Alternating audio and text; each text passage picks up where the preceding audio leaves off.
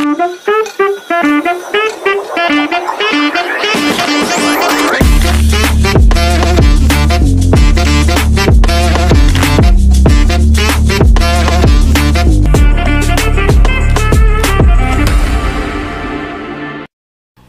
gembira demokrasi. Nah, gimana nih Kak Indah? Dari tadi kita Iya, tadi itu kan kita udah banyak bicara dengan panelis dan Baik. paslon. Nah, yang saya tangkap nih Kak, apakah birokrasi ini hanya sebatas alur seperti yang dijelaskan oleh teman-teman? Tapi saya malah penasaran dengan paslon 01 nih, karena dari tadi diam. Boleh dong Bang dijawab, siapa aja wakil atau ketua boleh? Nah izin ya, kalau berbicara terkait birokrasi, saya sepakat apa yang disampaikan dari Bang Gio tadi. Tapi saya hanya menambahkan sedikit terkait birokrasi. Birokrasi itu ada dua. Kalau terkait alur, ada yang namanya instruksi dan ada yang namanya koordinasi tadi. Tadi kalau berbicara terkait koordinasi ya dari mahasiswa ke HMPS, HMPS tadi ke Demas. Ini enggak puas di debat cawapres kemarin ngomongin alur dan alur. Ini ngulang lagi Tunggu. sini ngomongin alur. Oke, baik. Tunggu. Alur instruksi, alur koordinasi. Oke, Bang Eki sabar dulu ya, Eki, kita dengarin dengerin dulu, Saudara dong. Eki dengarin dulu. Gini Pak Gio, Ya sepakat tadi. Masalahnya Sebentar. Masalahnya tadi kan ente tanyakan kan, apakah hanya sebatas alur? Lalu malah diperdalam lagi soal alurnya, ada dua katanya. Ini Oke, gimana sih? kita dengarkan dulu bosan sampai ya? selesai Baik, ya. gimana Bang Rizal? Silakan Bang. Nah, kan tadi juga udah dijelaskan oleh Bang Gio-nya. Bukan hanya berbicara terkait alur, tapi juga komponen-komponen mendukung di siapa yang ada di birokrat itu tersebut. Bukan hanya berbicara tentang alur. Terus. Ayo kami siap dengarkan kesalahan-kesalahan selanjutnya dari ente. Oke. Terus, udah. Sudah cukup atau Ngomongin enggak? ada Bang Atau menambah? Bang Arif mau menambahkan? Oke, cek. Oke, Bang ya, sedikit saya tambahkan. Jadi apa yang tadi disampaikan terhadap Rizal Muhaimin berbicara tentang alur gitu kan. Tapi kalau dari saya memang bagaimana cara kita menerapkannya, apa yang sudah dialurkan sehingga kawan-kawan apa yang sudah diaspirasikan bisa terrealisasikan. Mungkin itu saja. Terima kasih. Singkat, padat dan tidak jelas. Ya. Oke, Jelasnya Bang. gimana nih Bang Eki? Jelasnya gimana? Sebenarnya yang luput dari kawan-kawan paslon ini adalah tentang pengambilan kebijakan sih. Dari kawan-kawan yang ada di birokrat, dari kawan-kawan yang ada di DMAI, kawan-kawan yang ada di Sivitas Akademika, saya sebut kawan-kawan lah para pejabat itu ya. Jadi gini, kita lihat di wilayah kampus kita sekarang banyak kebijakan-kebijakan yang diambil tapi tanpa menyertakan komponen-komponen penting. Ya sebutlah mahasiswa, sebutlah DMAI, sebutlah orang tua. Seperti halnya kita kalau bicara mahat. Tiba-tiba ada blokade semester misalkan. Itu keputusan dari mana? Dari rektor. Itu melibatkan pihak-pihak yang terdampak atau tidak. Nah, harusnya kita bicara tuh di spektrum itu, di wilayah itulah kita yang lebih banyak omongkan, kita gali, kita lebih perdalam lagi. Saya malah berpikir bahwasannya IAIN Pontianak ini kurang ruang simulasi. Simulasi dari aturan yang ditetapkan. Jadi misalkan permasalahan di MK ya, kita coba ambil contoh di nasional. MK putusannya tidak bisa diganggu gugat gitu. Kita teriak-teriak, kita demo, kita berdebat di ruang publik semacam ini tidak akan merubah putusan MK. Kalau kita pengen menyalahkan orang, kita salahkan siapa? Ya salahkan orang yang pertama kali ngomong bahwasannya putusan MK tidak bisa diganggu gugat. Nah, itu yang salah. Makanya kalau kita bicara di ruang lingkup kampus, jangan kita tiru kesalahan tokoh-tokoh nasional yang tidak nasionalis itu gitu. Kita coba bagaimana caranya agar setiap keputusan, setiap kebijakan yang diambil itu melibatkan kita semua. Kemudian kita menjadi komponen yang mengawasi jalannya kebijakan itu. Sekiranya tidak berpihak kepada mahasiswa, tarik kembali. Harusnya kan kita bicara tuh di ruang lingkup itu gitu. Enggak melulu bicara alur. Capek, bosan. Betul, menyambung dari saudara Eki tadi menyampaikan tentang birokrasi. Kita dari awal sejak dibukanya segmen ini tentang birokrasi itu hanya berbicara alur. Padahal kalau kita jeli melihat, terkadang itu mahasiswa tiba-tiba hanya saja tinggal melihat sebuah peraturan berupa PDF yang dikirim ke grup-grup. Benar. Itu yang dimaksud. Saya sepakat tadi perlunya elemen mahasiswa, bukan juga berarti seluruh mahasiswa harus dihadirkan di gedung senat rektorat. Akan tapi ambillah dari satu sampel, minimal DMAI hadir di sana dan SEMAI, sehingga tahu bahwasanya peraturan ini tafsirannya seperti ini, peraturan ini tafsirannya seperti ini, sehingga tidak ada lagi yang namanya ketika kita menyampaikan aspirasi itu salah, ketika menyampaikan aspirasi itu tidak tepat. Itu hanya akan menunjukkan sisi kebodohan mahasiswa itu sendiri. Seperti itu. Nah. Oke, sepertinya Baik, Bang Bang Gio Gio. dan Bang Eki ini sangat kompak ya menjelaskan arti birokrasi itu sendiri. Ada Saya apa? curiga ini kenapa enggak Bang Eki dengan Bang Gio yang duduk sebelah sini. Duduk saja mungkin ya. Boleh. Oke, tapi saya ini mau nanya, kita buka pertanyaan kepada Sesi pertanyaan. Ya, teman-teman yang hadir di sini. Saya jadi penasaran, ada yang ingin bertanya nggak nih anak-anak? Mohon maaf kawan-kawan. Ada yang mau bertanya mungkin dari penonton? Oke. Oke, Di sebelah silakan. sana. Sebentar.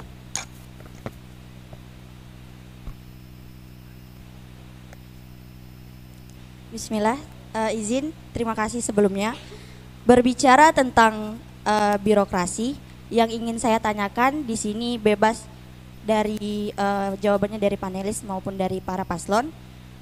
Saya salah satu alumni Ma'had dan saya merasakan betul bagaimana cacatnya birokrasi yang ada di Ma'had. Dan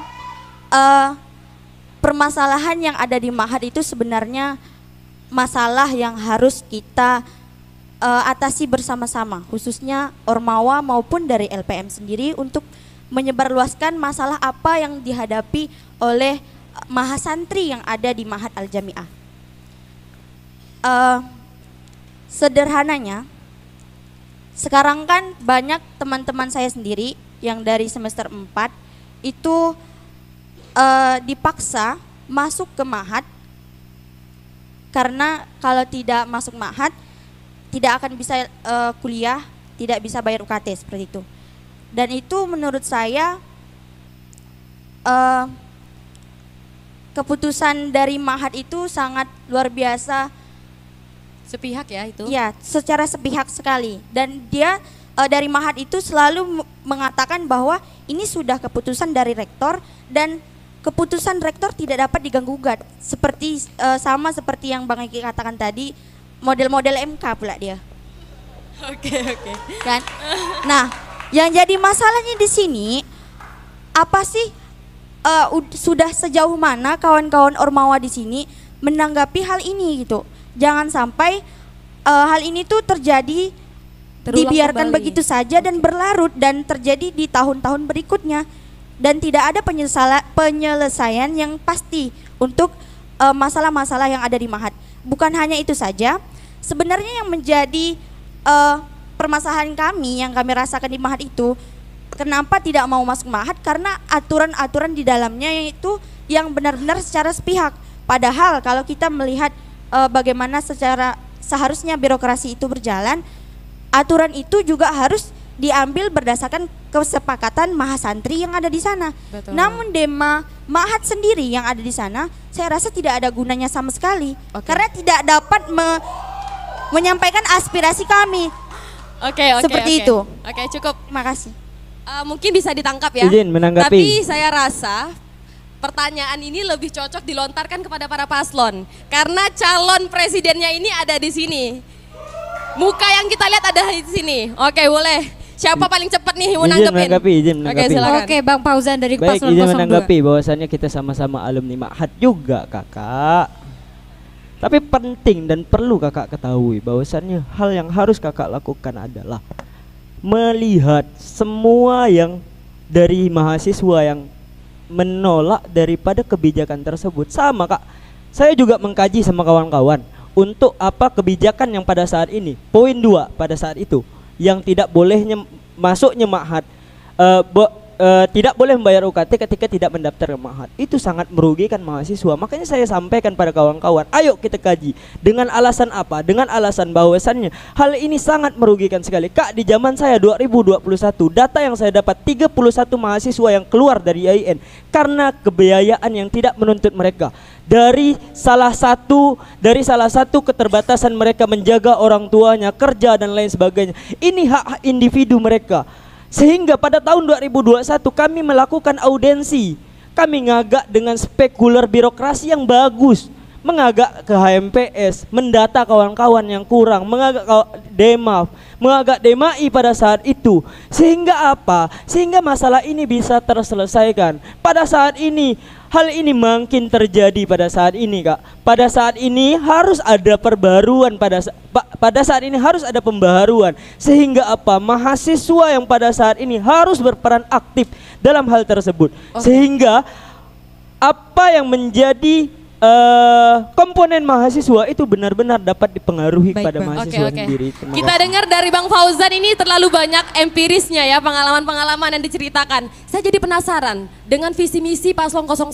Apakah ada visi misi dari Paslon 01 yang dapat memastikan suara-suara anak Mahat ini ya terpenuhi, ada gitu loh. Wadahnya gitu, tempatnya. Adakah penyelesaian? Oke, cek bismillahirrahmanirrahim. Jadi sedikit saya tanggapi tadi apa sih yang gitu kan? Adakah gitu yang bisa menjadikan jawaban untuk teman-teman Mahat gitu kan? Kami pribadi nantinya kita mengajak kepada teman-teman ikut andil, berperan aktif gitu kan di setiap lini yang ada di kegiatan-kegiatan Ormawa. Untuk apa? Adanya diskusi-diskusi kontinu itu nantinya untuk menyampaikan kawan-kawan yang memiliki keluh kesah, pendapat-pendapat yang memang merugikan kawan-kawan semua, sehingga kami semua bisa berjalan sesuai dengan birokrasinya, menyampaikan aspirasi kami ke teman-teman semua mahasiswa, ke para petinggi-petinggi terkhususnya yang ada di Mahat. Mungkin itu, Kak, dari Oke, kami. kayaknya Bang Dapi udah megang-megang kepala selaku politisi kampus. Saya izin ternyata masuk. Bang Dimas. Oke lah, Bang Saya Dimas. izin masuk. Bagaimana suatu waktu ketika saudara naik, lalu ada keputusan rektor mengenai hal itu, langkah apa yang saudara lakukan dalam tidak menerima keputusan tersebut? Langkah seperti apa yang saudara lakukan? Oke, kira-kira apa nih? Oke, izin nih Bang, sedikit tidak bosan-bosannya pastinya kita akan selalu mengadakan audiensi. Selain dari kata audiensi ini pastinya akan ada pembuktian gitu. Bagaimana sih gitu kan? Pihak rektor ini mengungkapkan atau memberikan sebuah tindakan yang memang harus dipahami oleh kawan-kawan gitu. Apa sih gitu yang memang menjadi PR gitu, sehingga kita semua ini harus terikat dengan peraturan itu. Minimal ya dari rektor bisa menjelaskan maksud dan tujuannya, sehingga kita semua tidak terasa terbebani, seperti itu, Bang. Oke. Mungkin mau masuk sedikit lah ya. Tadi kan bilang bahwasannya akan memberikan wadah-wadah ya kan untuk penyaluran aspirasi. Itu tuh udah ada dari zaman-zaman dulu tuh udah ada. Tinggal gimana kalian, saya belum menemukan apa terobosan kalian untuk menanggulangi diskusi-diskusi yang tidak terselesaikan itu gitu. Jadi kalau misalnya hanya memberikan ruang diskusi, banyak kok mahasiswa yang sudah melapor ke atas, bahkan langsung ke Warek, ke rektorat gitu kan.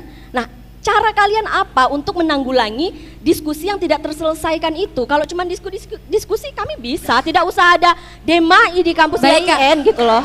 Mungkin telah ada ruang publik tapi belum ada penyelesaian. Mungkin dari Bang Arif penyelesaiannya.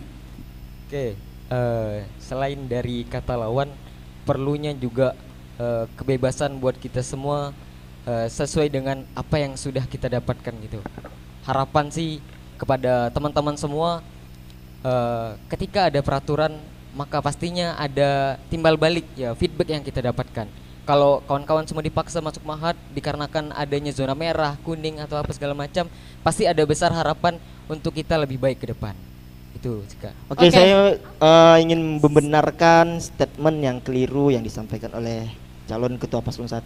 Sebenarnya program Mahat ini tidak membebani. Wajib diketahui oleh seluruh mahasiswa PT KIN bahwasanya program Mahat ini memang program dari Kemenak. Sistem zonasi adalah siasat kampus ketika ma'had itu tidak cukup menampung seluruh maba. Seluruh maba, mau dia pandai ngaji dan tidak pandai ngaji, itu pada umumnya boleh kawan-kawan cek di UIN di luar sana. Nanti kan calon-calon ini nih harus banyak relasi kan. Boleh kawan-kawan cek di UIN di luar sana, itu mau dia pandai ngaji ataupun tidak, itu semuanya wajib ma'had. Karena kampus memfasilitasi hal itu. Sistem zonasi sekarang bukan berarti untuk membedakan yang pandai ngaji dan tidak pandai ngaji. Sistem zonasi sekarang itu untuk mensiasati lokal ma'had yang tidak mencukupi. Pada dasarnya seperti itu. Cuman untuk menjawab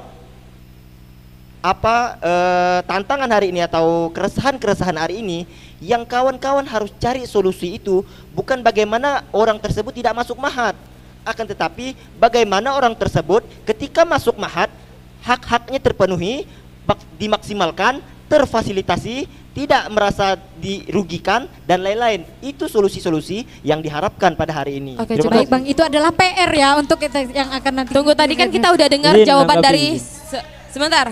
Kita kan udah dengar jawaban dari satu paslon. Saya mau satu jawaban yang seelegan mungkin dari paslon 02. Silahkan dijawab terkait pertanyaan itu. Karena paslon 02 belum nih. Baik. Kalau belum udah tadi Kak. Tapi izin menanggapi bahwasannya hal apa yang harus dilakukan ya? Hal apa yang harus dilakukan? Menurut saya banyak. Tidak harus mahasiswa yang zona merah itu ditempatkan di ma'had pada umumnya. Bisa juga kerjasama antar pondok pesantren dan itu udah pernah dilakukan oleh UIN itu pernah saya kaji. Bisa juga diberikan ruang. Nggak harus nginap di ma'had tapi mengikuti program-program yang ada seperti pada zaman 2021 pada saat itu. Maghrib sampai Isya mereka mengikuti program sehingga kerja di luar dan kesibukan mereka itu tetap dapat terlaksana. Pada saat ini kondisi memaksa itu ada sehingga bayangkan di dalam satu kebijakan tidak terdaftarnya mahasiswa itu tidak boleh membayar UKT. Itu adalah hal yang aneh dan perlu benar-benar diperbaiki. Seharusnya ada tindak lanjut yang diberikan kepada mahasiswa sehingga tidak membingungkan dan tidak memberatkan bagi mahasiswa, tapi enak dilakukan kepada mahasiswa. Menurut saya itu. Oke, saya mau ini ya, baik. Boleh ya? Cukup Bang.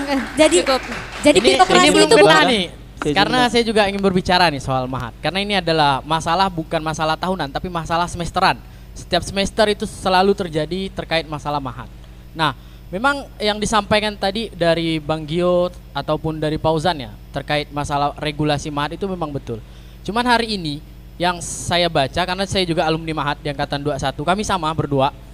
Nah, karena menurut saya ada kepentingan yang dititipkan di sini, ada bisnis yang dilakukan. Secara logikanya seperti ini kawan-kawan. Tadi sistem zonasi itu memang betul cara untuk mensiasati nih kawan-kawan yang berapa sih kemampuan mengajinya dan segala macam gitu.